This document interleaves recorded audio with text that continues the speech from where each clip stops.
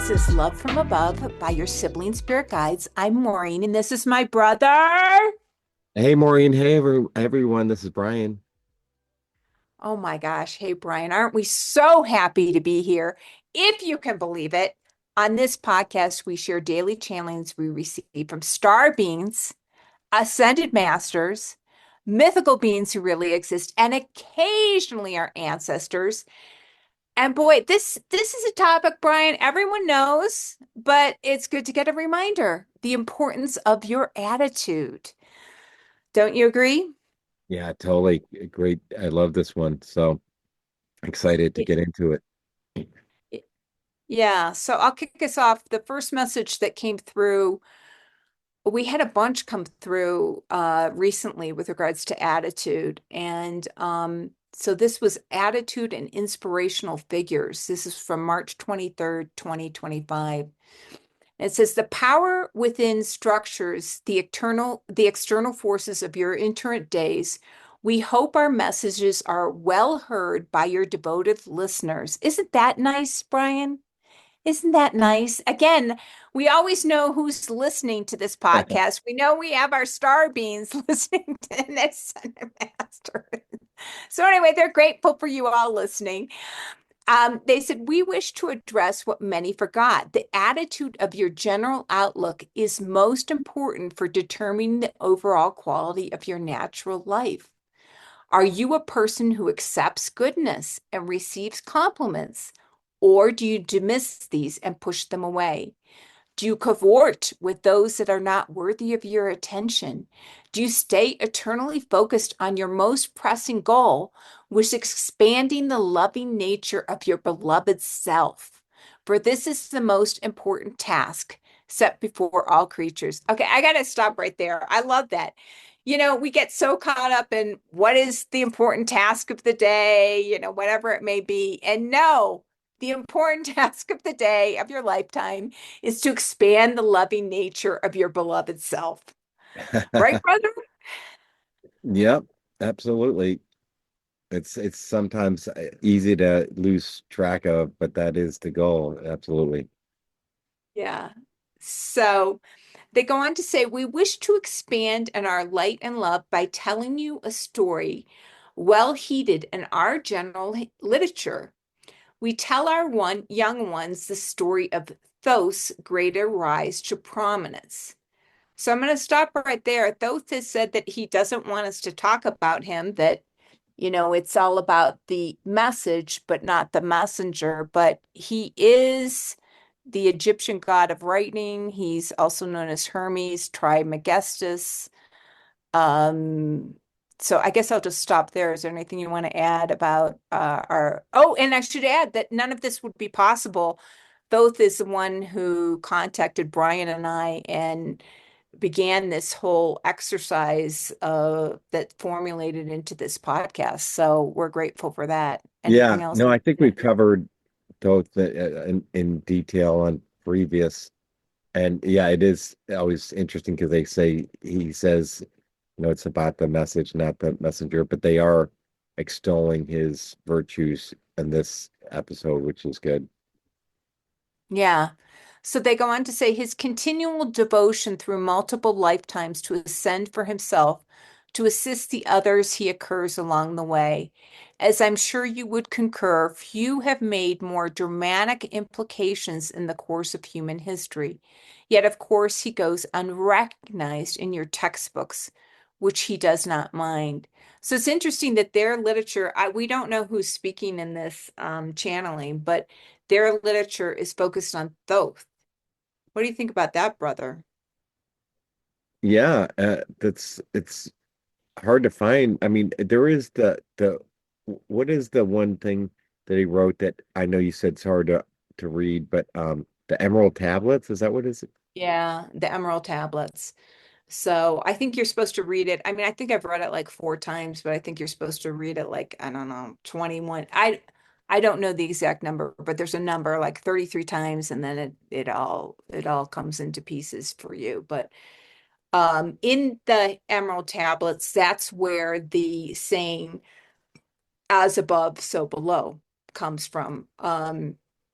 And if you do read through that, a lot of the inherent wisdom that is known within our lives today comes from the Emerald tablets. So, um, but it's have you tried to wade through it? No, it's on my list. I'm gonna try one of these days, but I have not. But it doesn't sound based on your input. I'm not I'm not really looking forward to it, but I'm gonna try give it a shot. But yeah, so it goes on to say the heralded one is the perfect example of retaining the focus, life after life, for the pursuit of the greater glory of the manifestation of the one creator. A worthier goal does not exist, in our humble opinion. We wish to regale you, with another story to tell our young ones. We regale the story of Isis's power of resurrecting her beloved husband, restoring life to what was dead, knowing that all things are possible, even what seems unattainable. Um, so let me pause there. If you want to give a synopsis of the ISIS story for our readers or listeners. Oh yeah, so this is a great story. So Isis and her sister Nephthys married two brothers, Osiris and Seth. And this is in the Egyptian mythology. And Seth it's kind of like the Cain and Abel, like, Seth was like the bad brother. And Seth had killed Osiris twice.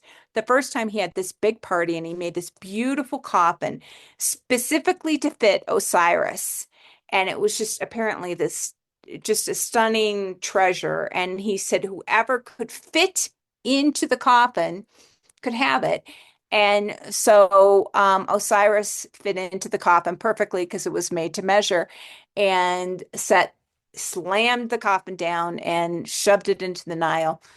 And then Isis and her sister Nephthys the um, found the uh, found the coffin and opened up and resurrected. He wasn't dead at that time, but he resurrected, brought Osiris back to life. But then Set found out and he killed him a second time. And this time he cut him into, some people say 14, other people say 42 pieces. And he distributed it all throughout Egypt. And interestingly, this is a little caveat, his penis was in the Nile, and the penis was the only part that was never found. And they say that's why the Nile is so fertile, is because Osiris's penis is there. And also, interestingly, the last time I was in Egypt, I kept on trying to find fish dishes because, everything is on the Nile, but they don't have a lot of fish dishes. And one of my guides told me they don't eat fish because the fish could have been nibbling on Osiris's penis, and they don't want. So anyway, that's part of the mythology, which is they didn't want the fish if the fish has been eating on.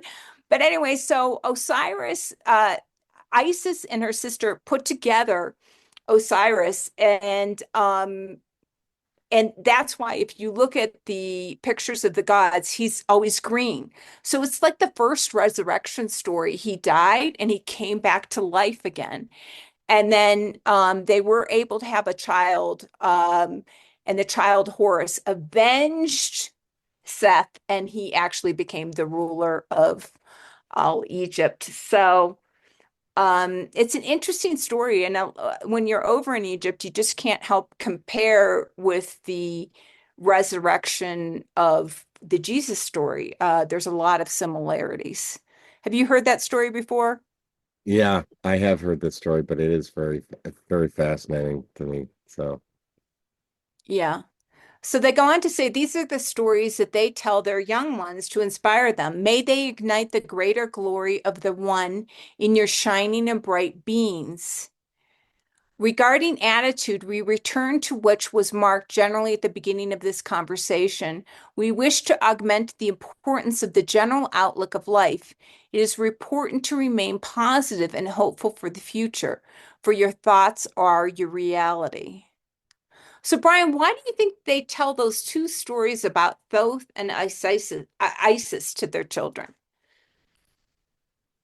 Yeah, it's interesting just the power of having the proper attitude and that you what you can accomplish. That's um seems you know like that those are legendary stories that not everyone knows but should be relatable to all about the power of remaining positive and hopeful for the future. Yeah, that is true because I don't think many wives, if they found their husbands had been cut up and distributed in 14 or 42 pieces across the country, that they could, Yeah, put them back together I again. know. I know. It's truly achieving the impossible. So, yeah. Do you want to go on with the topic two, which is Yeah, more so on then attitudes? yeah, so this was actually just the next day. Um, more on attitudes for topic two, and they said we continue our discussion on the familiar tendencies of an individual person. It's important to put aside preoccupations, the distractions of the day, to focus on the true love of the Creator, which resonates within all beings. Centering oneself throughout the day to return to the steady pulse of the ever present breath, which acts as a barometer of the condition of your life. These are habits to enjoy a long and fruitful life. We wish to amend a previous statement. We do not wish to uh, we do not wish others to change their daily attitudes, only to be observant to the patterns of their ever-present lives. Um, and then you said you didn't understand, so they said they go on. Say you look in the mirror and you notice that your hair is disheveled. Would you at once correct this before you step outside to enjoy the day? In a similar way, one must always be aware of the attitude coursing throughout one's cellular being. Are you crouching in fear? Are you dreading a moment? Are you anticipating the worst? Are you hopeful for the future? What humans fail to comprehend is that these attitudes pulse forth into creation. The child who expects the worst may not receive that, but their attitude shadows what they cannot what they cannot receive. Um, so then let me pause there and get your thoughts on this. But it is, I've always believed in a positive attitude, but this is really, really interesting to me that it's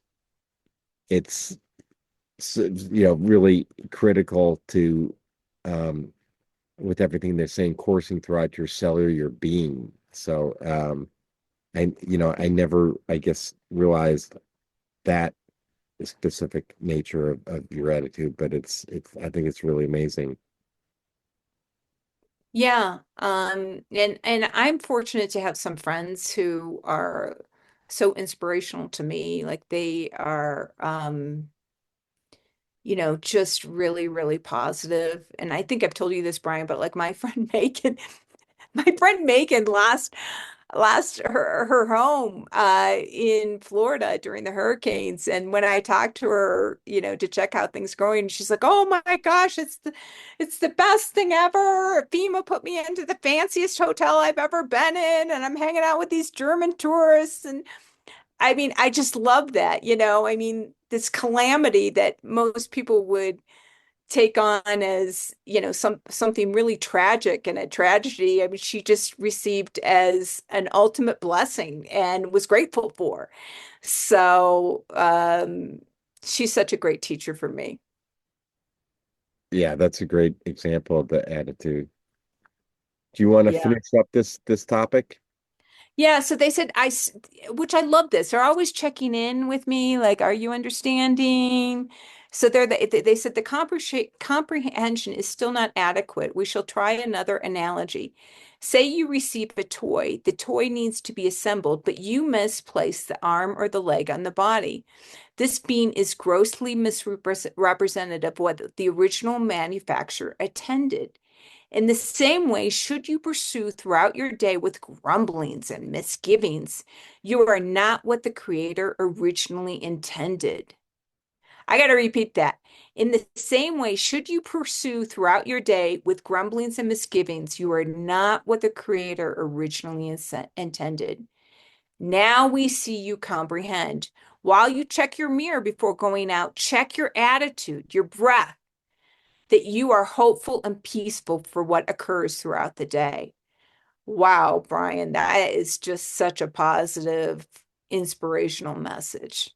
Absolutely love it. Love it.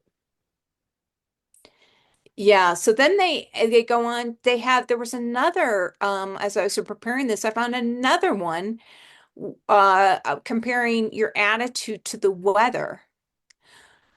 Do you want to go into this one, Brian? Yeah, so it says we address the weather. The weather is like the attitude of one's being. For in the weather is every opportunity to enjoy the fruitfulness of each and every day, to display a love for all gifts that are bequeathed to humankind is to acknowledge the glory that of all that is. We suggest that you ascertain the temperature of your days by correcting the moods of your personal being. How is this best done? It depends upon the individual's personal characteristics. Are you a painter? Does applying paint on the canvas bring you joy? Are you a writer, a filmmaker, an athlete? Is it through these joyful pursuits that we ultimately connect with our highest self? It's important to love what you do where you are. This creates the proper temperature for a healthy environment. It's if it's a dreary day in an unwelcome environment, look for the creases, the folds of opportunities to grow in love, for they are ever present. And then they go on to provide analogy. A tulip grows regardless of the placement of the seed, the condition of the daily temperature. It blossoms, and so shall you. There are different levels of personalities that you have access to depending upon your individual moods and vibrations. Um, and so, yeah, that's it for this. It's interesting how they equate to the weather, and I love how they, the tulip analogy, I think, brings it home. So, what are your thoughts, Maureen? Yeah, and I will tell you now, I do as I'm traveling the world, I always do try and put myself like not in like super cold conditions or super warm. But I always want to be the kind of person that my mood is not affected by the weather, that I'm happy every day and that whether it be cloudy or rainy or cold or whatever. And I agree with you. I think we get so many of these messages, Brian, like to, think bigger, to see the bigger picture. And, it doesn't really matter. Like, a flower is going to sprout. It doesn't matter. You know, it's going to come up and it's going to come up in its own new time. You can't rush it. And the same for us. Like we are in the process of blossoming into a higher self. And we have to be grateful for where we are and just trust the process, right? That's all we can do. Absolutely. Yeah, so as I was preparing this, the closing thought came from another book that I was reading called The Small and the Mighty by Sharon McMahon. And it's an interesting book. It's on the bestseller list. I don't know if many of our listeners have read it, but it's a history book that looks at instead of like Abraham Lincoln's neighbor who made a difference in the world. And And in this book, the author quotes another author named Brian Stevenson and said, "Hope is not a feeling, but an orientation of the spirit. It's a choice that we make each morning." And I like that because I thought it kind of went along with what this message that we got in these podcasts is. It's, to check your mirror every day, to check your attitude, that, it's not just a given, that you really need to put forth that positive attitude, because there are multiple levels of existence and you want to go forth in the day at the highest level of existence. And not the grumbling, misgiving level existence. You want to be the highest level of existence. Yeah, So you want to be in a place of gratitude to achieve that, right? great message. Yep, perfect. Okay. Well, thank you for everybody for listening, and we'll be with you next week.